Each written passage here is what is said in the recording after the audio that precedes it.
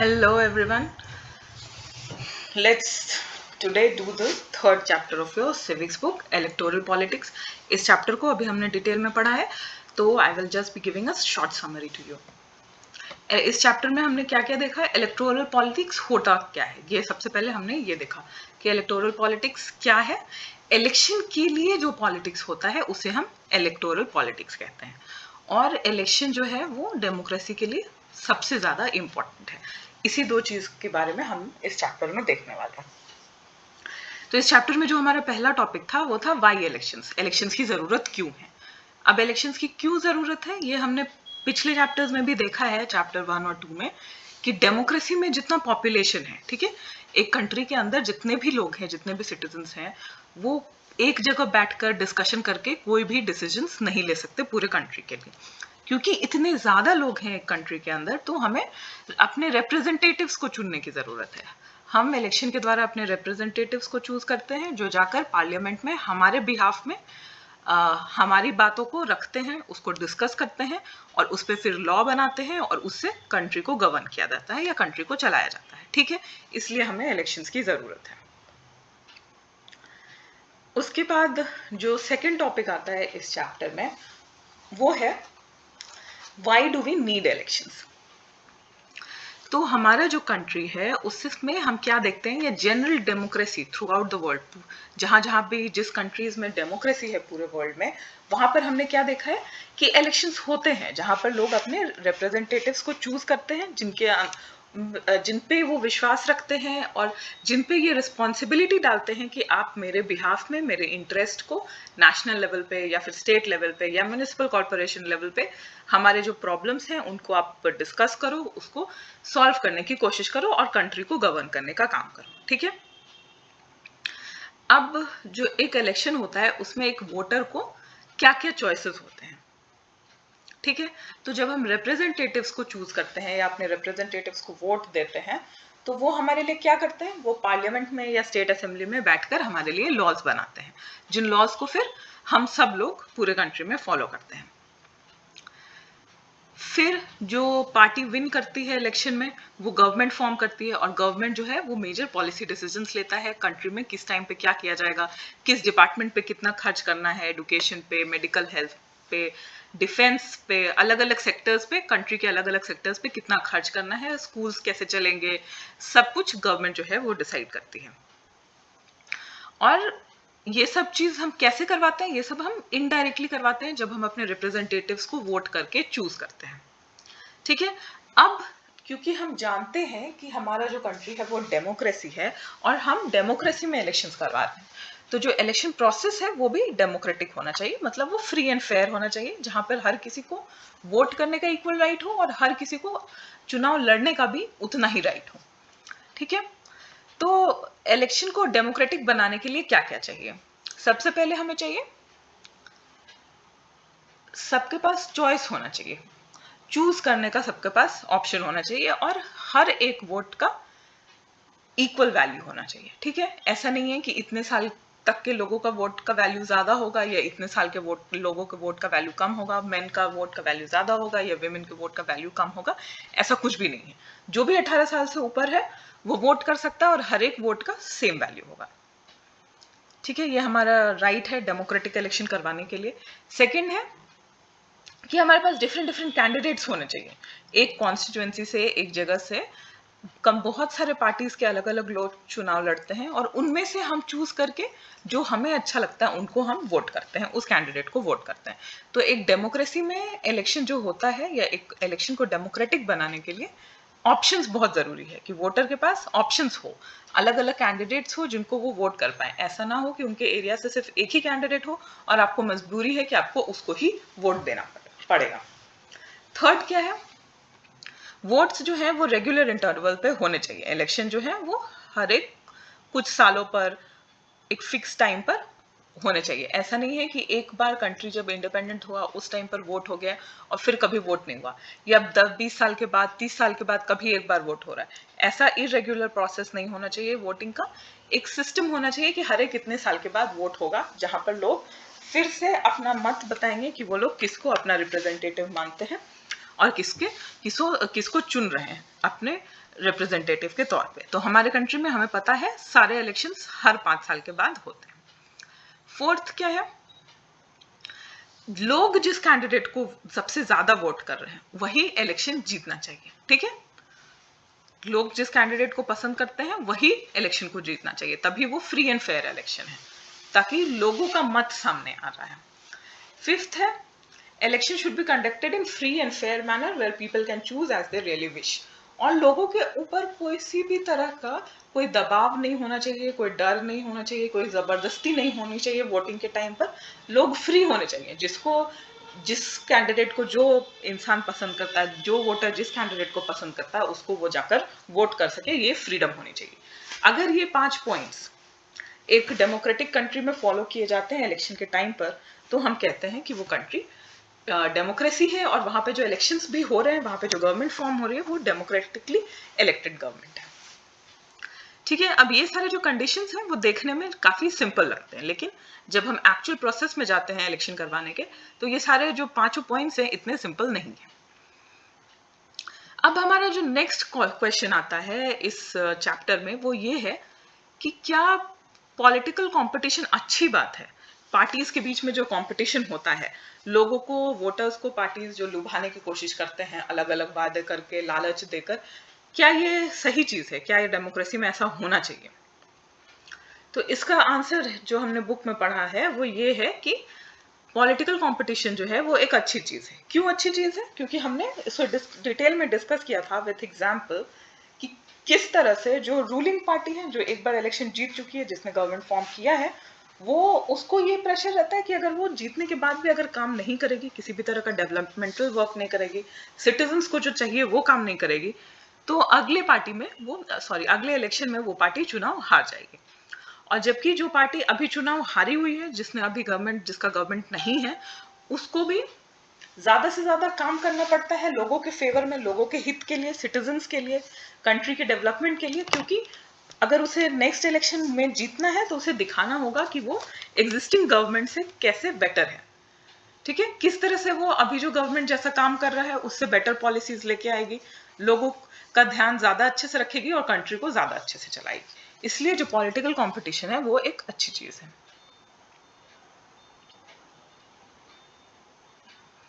इस कार्टून में हमने देखा था कि एक तरफ जो वोटर है, जो हिंदी में कार्टून है उसमें ये है कि जो वोटर है वो काफी पावरफुल है। नेता को अगर जीतना है तो उसे वोटर जो भी चाहता है वो सब कुछ करना पड़ेगा। और दूसरा कार्टून हमें ये बता रहा है कि जो नेता लोग हैं वो सिर्फ वादे करते हैं, इलेक्शन होने के टाइम पर सिर्फ वादे करते हैं कि हमारी पार्टी आपके लिए जीत जाएगी तो आपके लिए ऐसा करेगी, वैसा करेगी, ये बनवा देगी, वो बनवा देगी, और वोटर्स उसी लालच में आकर उसी नेता के पीछे पीछे चले जाते हैं। और बाद में जब वोट खत्म हो जाता है, चुनाव खत्म हो जाता है और पार्टी जीत जाती है, तब वोटर्स को समझ में आता है कि जो भी प्रोमिसेस किए गए थे, जो लालच दिया था नेता ने, वो सब फॉल्स था, वैसा कुछ भी वो पार्टी काम नहीं करती है। ठीक है, तो ये दोनों ही सिचुएशन जो है वो एक डेमोक्रेसी में एग्जिस्ट करता है। अब आते हैं हम अपने चैप्टर के इंपॉर्टेंट पार्ट की तरफ कि हमारे कंट्री का सिस्टम ऑफ इलेक्शन कैसा है। तो हमारे कंट्री में जो इलेक्टोरल सिस्टम है वो पहले तो 2 लेवल्स पे होता है। लोकसभा के लिए मतलब सेंट्रल के लिए इलेक्शन, और विधानसभा के लिए मतलब स्टेट के लिए इलेक्शन, और दोनों इलेक्शंस हर 5-5 साल में होते हैं। ठीक है, और फिर क्या होता है, कभी कभी चुनाव जीतने के बाद इन दोनों जो 5-5 साल पे लोकसभा और विधानसभा के लिए इलेक्शंस होते हैं, इन्हें हम क्या कहते हैं, जनरल इलेक्शन कहते हैं। और अगर बीच में कोई कॉन्स्टिट्यूएंसी में जिस कैंडिडेट ने जीता था, वहां से जीतकर जो एमपी या एमएलए बना था, उसकी अगर अचानक से मौत हो जाती है या कुछ हो जाता है जिसकी वजह से वो और अब एमपी या एमएलए की ड्यूटी को निभाने लायक नहीं है, तब उस टाइम पर क्या होता है, या वो मेंबर रिजाइन कर देता है अपने पोस्ट से, तो उस टाइम पे सिर्फ उस कॉन्स्टिट्यूएंसी में जो इलेक्शन होते हैं उन्हें हम क्या कहते हैं, उन्हें हम बाई इलेक्शन कहते हैं। तो जनरल इलेक्शन और बाई इलेक्शन, इसका डिफरेंस आपको क्लियर होना चाहिए आपके एग्जाम के पर्पस के लिए, क्वेश्चन आंसर के पर्पस के लिए। नेक्स्ट है इलेक्टोरल कॉन्स्टिट्यूएंसीज। इसे को भी हमने डिटेल में क्लासेस में देखा था कि कॉन्स्टिट्यूएंसीज कैसे फॉर्म होती है। पूरे एरिया को जहां पर भी चुनाव करवाना है, अगर सेंट्रल लेवल का चुनाव करवाना है तो पूरे कंट्री को, अगर स्टेट लेवल का करवाना है तो पूरे स्टेट को पॉपुलेशन के हिसाब से इक्वल डिविजन्स में बांट दिया जाता है। ठीक है, अगर एक स्टेट में, लेट्स इमेजिन एक स्टेट में 100 लोग रहते हैं, तो 10-10 के 10 ग्रुप में अगर उसको बांट दिया जाए तो हर और वो 10 जो है वो कॉन्स्टिट्यूएंसीज हो जाएगी, एक कॉन्स्टिट्यूएंसी में 10 लोग होंगे। इस तरह से डिवीजन होता है कॉन्स्टिट्यूएंसीज का। ठीक है, और ये जो एरिया है जहां से एक कैंडिडेट, हर एक पार्टी से एक एक कैंडिडेट खड़ा होता है इलेक्शन के लिए, उसको हम कहते हैं इलेक्टोरल कॉन्स्टिट्यूएंसीज। ठीक है, लोकसभा के लिए, सेंट्रल इलेक्शंस के लिए हमारे कंट्री में 543 कॉन्स्टिट्यूएंसीज हैं इन टोटल। तो हमने इस मैप में देखा था कि कॉन्स्टिट्यूएंसीज किस किस तरह से डिवाइड होते हैं। ठीक है, उसके बाद हमने नेक्स्ट देखा था कि कॉन्स्टिट्यूएंसीज जितने भी हैं उसमें से कुछ कॉन्स्टिट्यूएंसीज को रिजर्व किया जाता है स्पेशल कैटेगरी के लिए, SC STs के लिए, OBCs के लिए, जहां पर सिर्फ जो SC रिजर्व कॉन्स्टिट्यूएंसीज है वहां पर सिर्फ कोई SC कैंडिडेट ही खड़ा हो सकता है, ST कॉन्स्टिट्यूएंसी में कोई ST कैंडिडेट खड़ा हो सकता है, और OBC कॉन्स्टिट्यूएंसी में कोई OBC कैंडिडेट ही खड़ा हो सकता है। ठीक है, विमेन के लिए भी जो म्युनिसिपल कॉर्पोरेशन या पंचायत का जो चुनाव होता है उसमें विमेन कैंडिडेट्स के लिए भी रिजर्वेशन है कॉन्स्टिट्यूएंसीज में। अब इलेक्शन प्रोसेस में जो दूसरा सबसे इंपॉर्टेंट चीज है, पहला क्या हुआ, हमने कॉन्स्टिट्यूएंसीज को पॉपुलेशन के बेसिस पर डिवाइड कर दिया और हर कॉन्स्टिट्यूएंसी में हर पार्टी अपना कैंडिडेट खड़ा कर सकता है चुनाव लड़ने के लिए। ठीक है, और उसी को वोट देंगे उस कॉन्स्टिट्यूएंसी में रहने वाले लोग। ठीक है, अब नेक्स्ट जो सबसे इंपॉर्टेंट है इलेक्शन के प्रोसेस में वो है वोटर्स लिस्ट। अब गवर्नमेंट क्या करती है, वो एक लिस्ट प्रिपेयर करती है जिसको हम इलेक्टोरल रोल कहते हैं, जिसमें एक कॉन्स्टिट्यूएंसी में रहने वाले सारे लोगों का नाम डाला जाता है जो भी वोट करने के लिए एलिजिबल है, जो 18 साल से ऊपर है।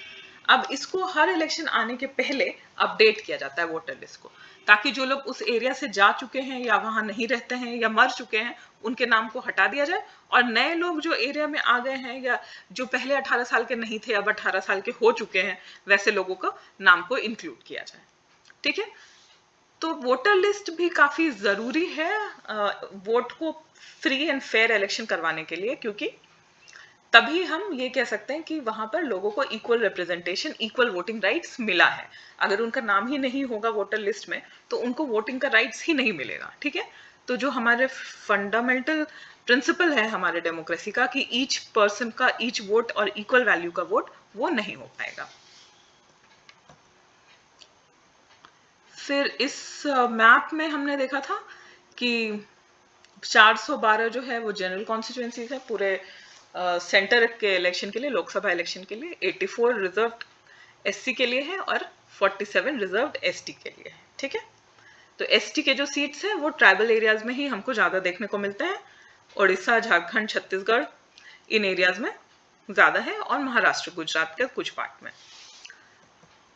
अब किस स्टेट में कितने कॉन्स्टिट्यूएंसीज हैं लोकसभा कॉन्स्टिट्यूएंसी, वो हम देख सकते हैं कि जो ज्यादा बड़ा स्टेट है जहां पे पॉपुलेशन ज्यादा है वहां पर Lok Sabha constituencies, number of constituencies ज्यादा है। यूनियन टेरिटरीज में कॉन्स्टिट्यूएंसीज काफी कम है। अब एक बार जब आपका वोटर लिस्ट में नाम आ जाता है, आपको एक इलेक्शन फोटो आइडेंटिटी कार्ड दिया जाता है जिसको हम वोटर कार्ड कहते हैं जनरल टर्म्स में, तो आप उसको लेकर जाकर वोट कर सकते हो।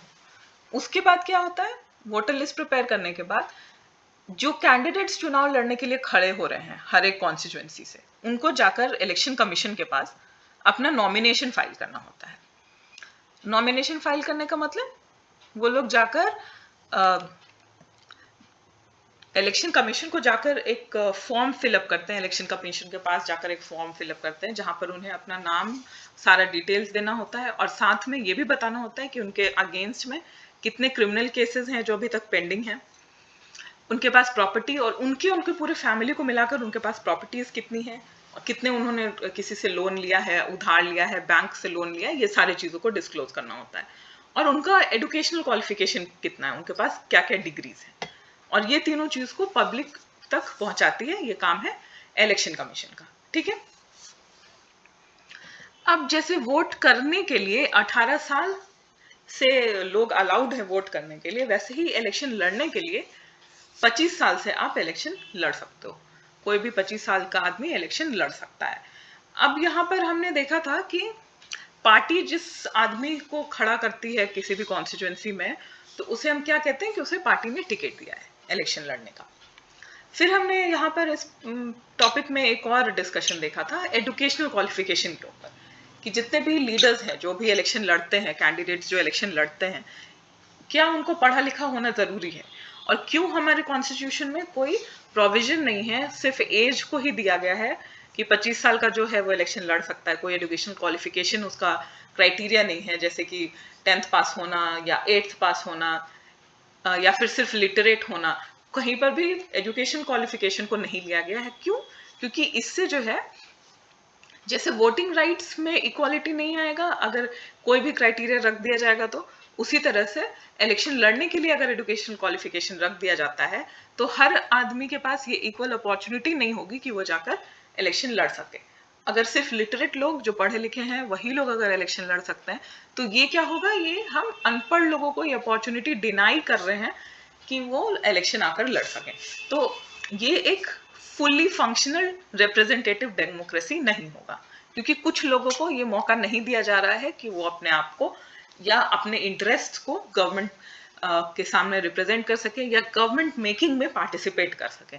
और ये किस तरह का प्रॉब्लम क्रिएट करता है, ये हमने फ्रेंच रेवोल्यूशन के टाइम पर देखा है, जहां पर वोट करने का क्राइटेरिया क्या था कि विमेन को वोटिंग राइट्स नहीं दिया गया था, और कुछ लोग जो certain amount of income tax पे करते थे उनको ही सिर्फ वोटिंग के राइट्स थे। तो इससे क्या हुआ था फ्रेंच रेवोल्यूशन के टाइम पर कि जो कंट्री के बाकी लोग थे जिनको वोटिंग राइट्स नहीं था, वो उसको फुली डेमोक्रेटिक कंट्री नहीं मान रहे थे और तब भी अपने राइट्स के लिए लड़ रहे थे। तो ऐसा सिचुएशन हम इंडिया में नहीं चाहते, इसीलिए कोई एजुकेशन क्वालिफिकेशन नहीं रखा गया है। अब ये जो पेज है यहाँ पर आप देख रहे हो कि इलेक्टोरल रोल दिखता कैसा है, क्या क्या इंफॉर्मेशन होता है एक वोटर लिस्ट में। ये मिजोरम का 2018 का इलेक्टोरल रोल है। उसके बाद इलेक्शन कैंपेन, ये जितने भी बॉक्सेस में चेक योर प्रोग्रेस वाले हैं या फिर कार्टून से हमने क्लास में डिस्कस कर लिया है, तो अगर आप लोगों को फिर से कहीं पर कोई डाउट हो तो आप आपस में एक दूसरे से क्लैरिफाई कर सकते हो इसका आंसर्स। उसके बाद जब वोटर लिस्ट प्रिपेयर हो जाता है, कैंडिडेट्स नॉमिनेशन फाइल कर देते हैं इलेक्शन कमीशन के पास, तब इलेक्शन कमीशन एक फाइनल लिस्ट निकालता है, जिस लिस्ट में जिन जिन लोगों को जिनका नॉमिनेशन सही फाइल हुआ है उनको अलाउ किया जाता है इलेक्शन लड़ने के लिए। और फिर ये लोग क्या करते हैं, वो लोग इलेक्शन कैंपेन शुरू करते हैं। कैंपेन शुरू करते हैं मतलब चुनाव प्रचार शुरू करते हैं। 2 वीक का टाइम होता है फाइनल लिस्ट को अनाउंस होने के बाद, जब सारी पार्टीज मिलकर अपने अपने कैंडिडेट्स के लिए चुनाव प्रचार करती हैं। वहां पर जैसे कि हम जानते हैं, जनरली हम लोग देखते हैं बहुत सारे रैलीज होते हैं, मीटिंग्स होते हैं, लोग नेता लोग गरीब लोगों के घर घर जाकर वोट मांगने की कोशिश करते हैं ताकि ज्यादा से ज्यादा लोग उनको पहचाने और उनके मोटिव को जाने कि वो चुनाव लड़कर लोगों के लिए, सिटीजन्स के लिए क्या करना चाहते हैं। ठीक है, ये इलेक्शन कैंपेन है। 2 वीक्स का टाइम होता है इलेक्शन कैंपेन को करने के लिए। जब फाइनल लिस्ट निकलता उसके बाद और जिस दिन से वोटिंग शुरू हो जाती है उस कॉन्स्टिट्यूएंसी में, उस दिन तक। ठीक है, और पॉलिटिकल पार्टीज क्या करती हैं, वो बहुत महीने पहले से ही इलेक्शन के लिए प्रिपेयर करना शुरू कर देती हैं।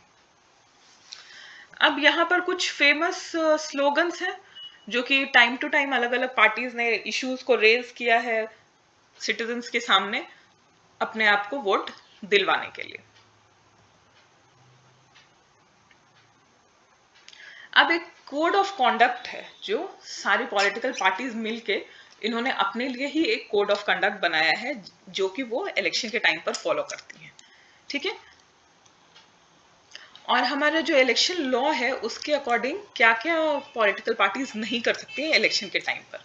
किसी भी वोटर को ब्राइब करना, मतलब घूस देना, सिर्फ पैसे के रूप में नहीं, अच्छा खाना खिला देना या दारू पिला देना या कुछ सामान ऐसा खरीद के दे देना, घर बनवा देना, किसी भी तरह का फेवर करना वोटर्स के लिए, या फिर वोटर्स को डराना धमकाना कि अगर तुम मेरे पार्टी को वोट नहीं दोगे तो तुम्हें मैं गोली से मार दूंगा या किडनैपिंग करवा लूंगा, किसी भी तरह का धमकी देना। फिर रिलीजन या कास्ट के नाम पर लोगों को बोलना कि मैं आपके रिलीजन से बिलोंग करता हूं, मैं मुस्लिम हूं, इसलिए आप सभी लोग मुस्लिम हैं तो मुझे ही वोट करिए, ये सब कहना गलत है। उसके बाद इलेक्शन कैंपेन में गवर्नमेंट के रिसोर्सेज को यूज करना। इलेक्शन कैंपेन में पॉलिटिकल पार्टीज को अपने रिसोर्सेज को यूज करना होता है, गवर्नमेंट का व्हीकल, आदमी, कुछ भी वो लोग चुनाव प्रचार में यूज नहीं कर सकते। फिर एक कॉन्स्टिट्यूएंसी में सेंट्रल इलेक्शन के लिए 25 लाख से ज्यादा नहीं खर्च किया जाना है, और असेंबली इलेक्शन में, मतलब स्टेट इलेक्शन में 10 लाख से ज्यादा नहीं खर्च करना है। और ये सब अगर वो लोग फॉलो नहीं करते हैं इलेक्शन कैंपेन में, कोई भी पॉलिटिकल पार्टीज, तो उनके कैंडिडेचर को जीतने के बाद भी इलेक्शन कमीशन जो है वो रिजेक्ट कर सकती है। फिर जैसा मैंने बताया अभी, सारे पार्टीज मिलकर एक कोड ऑफ कंडक्ट फॉलो करती है इलेक्शन कैंपेन के लिए, जहां पर कोई भी प्लेस ऑफ वर्शिप को इलेक्शन प्रोपेगेंडा नहीं बनाया जाएगा, ठीक है। गवर्नमेंट के व्हीकल्स को, एयरक्राफ्ट को या ऑफिशियल्स को नहीं यूज किया जाएगा चुनाव प्रचार में। और एक बार अगर इलेक्शन अनाउंस कर दिया गया है तो उसके बाद कोई भी मिनिस्टर, कोई भी नेता कहीं पर भी कोई नया प्रोजेक्ट ना शुरू करेगा, ना उसके लिए अनाउंसमेंट करेगा, ना ही कहीं पर जाकर ये प्रॉमिस करेगा कि मैं यहाँ पर ये बनवा दूंगा, ये कर दूंगा, ठीक है। अब चुनाव प्रचार भी हो गया, अब नेक्स्ट स्टेप क्या आता है? अब नेक्स्ट स्टेप आता है polling and counting of votes. Polling मतलब जाकर, जिस दिन जाकर लोग वोट देखते हैं बूथ पे, पोलिंग बूथ पे, ठीक है, वो होता है। और पोलिंग बूथ पर जितने भी कैंडिडेट्स हैं वो अपने अपने रिप्रेजेंटेटिव्स को या एजेंट्स को, किसी को भी, अपने कोई आदमी को रख सकते हैं, ये देखने के लिए कि वहां पे चुनाव जो है, वोटिंग जो है वो सही सही हो रहा है और कोई धांधली नहीं हो रही है। फिर जब पोलिंग हो जाता है, पोलिंग ईवीएम मशीन के थ्रू होता है, और जब पोलिंग हो जाता है, लोग वोट कर लेते हैं, उसके बाद इलेक्शन कमीशन और इलेक्शन के जो ऑफिशियल्स हैं वो वोट्स को काउंट करते हैं और काउंट करके बताते हैं कि कौन सा कैंडिडेट किस जगह से जीत रहा है, ठीक है। ये हमने एग्जिट पोल में भी देखा है कि इलेक्शन का रिजल्ट का जिस दिन होता है उस दिन पूरे टाइम पे टीवी चैनल्स ये दिखाते रहते हैं कि किस जगह से किस पार्टी के कैंडिडेट्स को कितने वोट मिल रहे हैं, कौन कितने वोटों से आगे चल रहा है, कौन किस कॉन्स्टिट्यूएंसी में जीत रहा है, ये सारा कुछ दिखाया जाता है। अब यहाँ पर एक टॉपिक ये है कि क्या इलेक्शंस हमारे कंट्री के लिए बहुत ज़्यादा एक्सपेंसिव है? तो हाँ, डेफिनेटली इलेक्शंस कंडक्ट करने में कंट्री को बहुत पैसा खर्च करना पड़ता है, लेकिन इसका ये मतलब नहीं है कि हम इलेक्शन कंडक्ट ही ना करें, क्योंकि जैसे यहाँ पे एग्जाम्पल दिया हुआ है कि आप अगर कोई न्यूक्लियर वेपन या नॉर्मल एयरक्राफ्ट खरीदते हो, सबमरीन्स खरीदते हो, कुछ भी अगर आप अपने आर्मी के लिए खरीदते हो, कंट्री को दूसरे खतरों से बचाने के लिए खरीदते हो, तो वहां पे भी गवर्नमेंट को पैसा खर्च करना पड़ता है, और मोर और लेस उतना ही खर्च आता है जितना इलेक्शन में आता है। कोई ओलंपिक या कॉमनवेल्थ गेम को ऑर्गेनाइज करने में भी उतना ही खर्चा आता है जितना इलेक्शन को कंडक्ट करने में आता है, ठीक है। तो इलेक्शन जो है वो डेमोक्रेसी का काफी इंपॉर्टेंट पार्ट है, और चाहे उसमें जितना भी पैसा खर्च हो, उससे हमारे डेमोक्रेसी को स्ट्रेंथ मिलता है कि लोग अपने मन के गवर्नमेंट को चूज कर सकते हैं, और अपने जो वो लोग जो चाहते हैं, उस कंट्री में रहने वाले जो लोग चाहते हैं, उस तरह से वो कंट्री चलता है। पहले जो वोटिंग है वो पेपर पे, बैलेट पेपर पे होता था, और अब जो वोटिंग है वो ईवीएम मशीन के थ्रू होता है, जहां पर लोग सिंबल पे बटन, पार्टीज के सिंबल पे बटन दबाते हैं।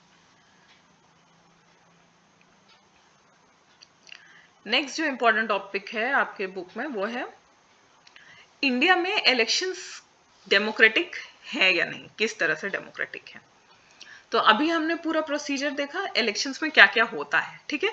काउंटिंग के दिन फाइनल रिजल्ट आ जाता है, वोट्स काउंट किए जाते हैं और फाइनल रिजल्ट आ जाता है, पता चल जाता है कि किस जगह से कौन कौन जीता है, और सारे जिस पार्टी, ओवरऑल टोटल पूरे स्टेट में या पूरे कंट्री में जिस पार्टी को सबसे ज्यादा वोट मिलता है वो जाकर गवर्नमेंट फॉर्म करता है।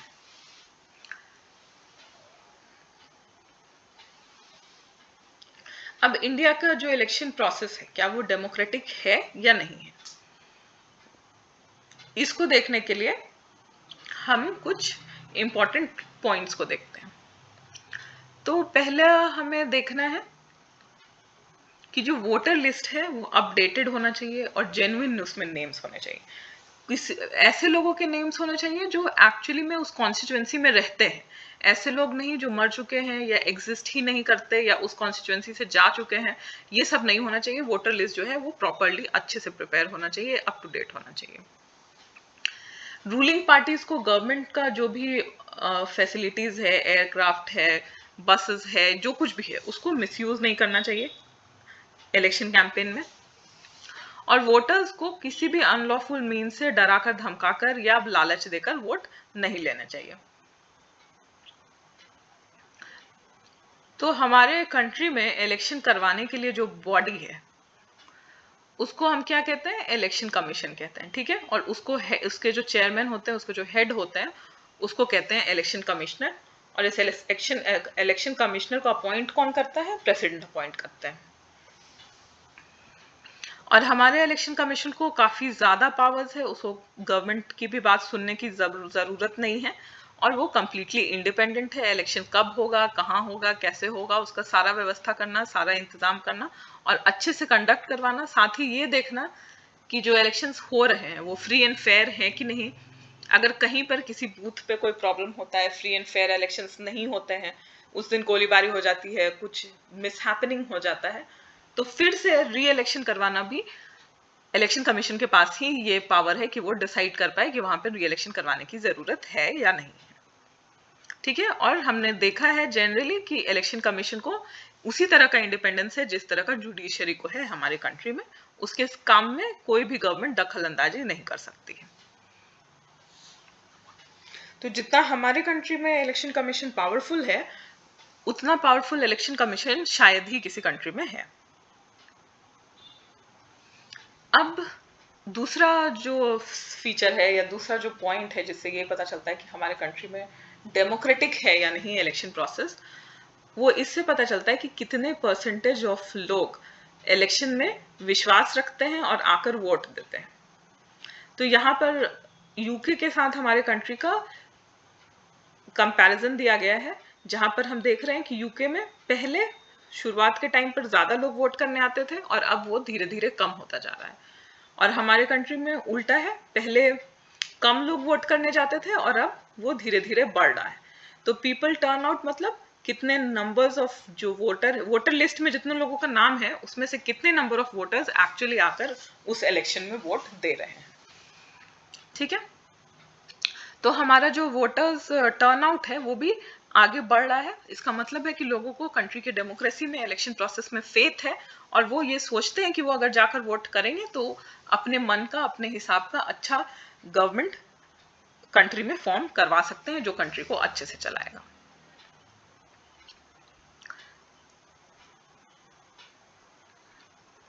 किस कैटेगरी के लोग, किस सोशल ग्रुप के लोग ज्यादा पार्टिसिपेट करते हैं वो हम देख सकते हैं इस ग्राफ के थ्रू, बार ग्राफ के थ्रू। और कितने लोग 1996 से 2004 तक किस तरह से लोगों का पार्टिसिपेशन बढ़ा है पॉलिटिकल एक्टिविटीज में, इलेक्शन रिलेटेड एक्टिविटीज में, वो भी हम देख सकते हैं, ठीक है। तो हमारे कंट्री में जो भी डेटा है उससे ये पता चलता है कि लोग इलेक्शन की तरफ ज्यादा जागरूक हो रहे हैं, ये इस बात को समझ रहे हैं कि अगर वो जाकर वोट करते हैं तो ये उनकी रिस्पॉन्सिबिलिटी होगी कि गवर्नमेंट कैसा चुना जाएगा और वो किस तरह से उनके लिए काम करेगा।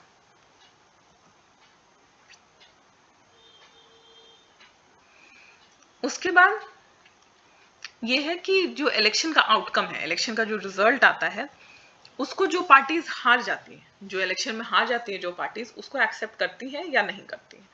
तो जनरली ये देखा गया है कि जो पार्टीज हार जाती हैं वो इलेक्शन के रिजल्ट को ये कहती हैं कि ये लोगों का मत है, लोगों ने जिस पार्टी को चुना है उसको हम रिस्पेक्ट करते हैं। और अपने, अगर वो पहले से रूलिंग पार्टी है तो वो अपने पार्टी से हट जाती है, और अगर वो रूलिंग पार्टी नहीं है तो वो लोग ये कहते हैं कि हम नेक्स्ट इलेक्शन तक और ज्यादा काम करने की कोशिश करेंगे ताकि लोग अगले इलेक्शन में हमारी पार्टी को ज्यादा वोट दें, ठीक है। तो ये 3 स्टेप्स हैं जिनसे ये पता चलता है, या ये 3 पॉइंट्स हैं जिससे ये पता चलता है कि हमारे कंट्री में जो गवर्नमेंट जो फॉर्म होता है या जो इलेक्शन प्रोसेस है वो डेमोक्रेटिक है और फ्री एंड फेयर है। और क्या क्या है पॉइंट्स, और कुछ पॉइंट्स जो हैं वो ये हैं कि हमारी कंट्री में जनरली देखा गया है कि जो रूलिंग पार्टी होती है वो 1 या 2 टर्म से ज्यादा इलेक्शन नहीं जीतती। एक बार अगर सरकार फॉर्म कर लिया है किसी पार्टी ने, तो वो या तो नेक्स्ट इलेक्शन जीत भी गई तो उसके बाद वाले इलेक्शन में वो जाकर हार जाती है। ऐसे लोग जो एक बार एमएलए बने, एक बार एमपी बने, वो नेक्स्ट इलेक्शन हार जाते हैं, ज्यादातर ऐसा देखा गया है। तो अगर इलेक्शन प्रोसेस हमारा फ्री एंड फेयर ना हो, बहुत ज्यादा धांधली हो, तो जो लोग रूलिंग है, जिनके पास ऑलरेडी पावर है, वो कुछ ना कुछ उपाय करके अनलॉफुल मीन्स से पावर में ही बने रहेंगे, अपने पोजीशन को कभी छोड़ेंगे नहीं, कभी वो हारेंगे नहीं। ठीक है, तो चूंकि ये लोग बार बार हार रहे हैं और कभी जीतते हैं, फिर हारते हैं, फिर जीतते हैं, ऐसा जो चलते रहता है, इससे ये पता चलता है कि इलेक्शंस जो है वो फ्री एंड फेयर हो रहे हैं।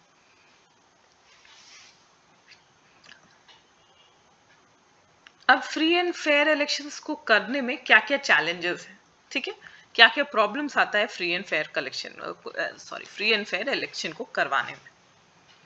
कुछ लोग हमने देखा है कि कुछ पार्टीज के पास ज्यादा पावर और पैसा होता है, वो आसानी से ज्यादा पैसा खर्च करती है अपने बारे में लोगों को बताने में, इलेक्शन कैंपेन में। और वही कोई कैंडिडेट अगर वो सिंगल है, किसी पार्टी से बिलोंग नहीं करता, पहली बार चुनाव लड़ रहा है, तो उसके पास ना इतने पैसे होते हैं, ना इतना पावर होता है कि वो लोगों को ज्यादा इन्फ्लुएंस कर पाए और अपने फेवर में वोट ला पाए।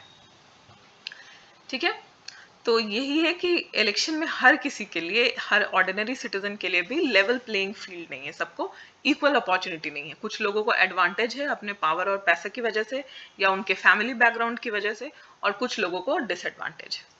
हर लोग एक इलेक्शन में, हर कोई जो भी इलेक्शन में खड़ा हो रहा है वो सेम फुटिंग पे नहीं है।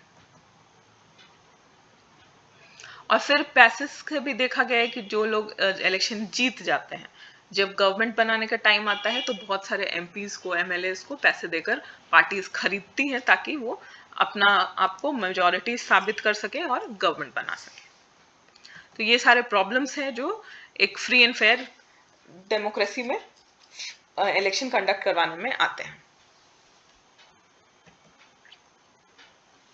फिर ये भी देखा गया है कि जो पार्टीज जो इलेक्शन लड़ती हैं, उनके कैंडिडेट्स इलेक्शन के टाइम तक लोगों की बहुत सेवा करते हैं, उस अपने कॉन्स्टिट्यूएंसी के सारे प्रॉब्लम को बार बार एड्रेस करते हैं, उसको लोगों को बताते हैं, उसको ये वादा करते हैं कि वो सारे प्रॉब्लम्स को सॉल्व करेंगे। बट एक बार अगर वो जीत जाते हैं, वोट उनको मिल जाता है, उसके बाद फिर वो कभी उस कॉन्स्टिट्यूएंसी में आते भी नहीं है, लोगों के किसी की बात को नहीं ना सुनते हैं, ना किसी प्रॉब्लम को सॉल्व करते हैं। तो ये सारा जो है वो प्रॉब्लम्स है हमारे इलेक्शन सिस्टम का। ठीक है, यहाँ पर जो कुछ वर्ड के मीनिंग्स दिए गए हैं, डेफिनेशंस दिए गए हैं, उसको भी हम लोग एक बार डिस्कस कर लेते हैं। पहला है कोड ऑफ कंडक्ट, जो कि कोड ऑफ कंडक्ट क्या है, जो पार्टीज ने मिलकर डिसाइड किया है कि वो इलेक्शन कैंपेन में क्या करेंगे और क्या क्या नहीं करेंगे। कॉन्स्टिट्यूएंसी क्या है, एक एरिया है जो कि इलेक्शन के टाइम पर एरियाज में जो डिफरेंट एरियाज को पॉपुलेशन वाइज डिवाइड किया जाता है, जहां से इलेक्शन लड़ने के लिए कैंडिडेट्स खड़े होते हैं। ठीक है, इनकम्बेंट मतलब जो करंटली किसी भी पॉलिटिकल पोस्ट पर हो, जिसका अभी टर्म ओवर नहीं हुआ हो, उसको हम इनकम्बेंट बोलते हैं, incumbent person. Level playing field, ऐसा पोजीशन जहां पे सारे पार्टीज को, सारे कैंडिडेट्स को इक्वल अपॉर्चुनिटीज हो। इलेक्शन कैंपेन मतलब इलेक्शन में लड़ने के लिए इक्वल अपॉर्चुनिटी हो, उन किसी को ना एडवांटेज हो ज्यादा, ना डिसएडवांटेज हो। रिगिंग का मतलब होता है किसी भी तरह का फ्रॉड या मैल प्रैक्टिसेस जिसमें पार्टीज जो हैं वो इंडल्ज करती हैं ताकि वो अपने फेवर में ज्यादा से ज्यादा वोट ला सके, इधर उधर हेरा फेरी करके। टर्नआउट अभी हमने देखा, जितने नंबर ऑफ वोटर्स लिस्ट में जितने लोगों का नाम है, उसमें से कितने नंबर ऑफ वोटर्स आकर वोट देते हैं, उसे हम इलेक्शन टर्नआउट कहते हैं। तो ये आपके चैप्टर का पूरा एक शॉर्ट एक्सप्लेनेशन था, एंड आई होप अब आपको इस चैप्टर को रिवाइज करने में कोई प्रॉब्लम नहीं आएगा। Thank you.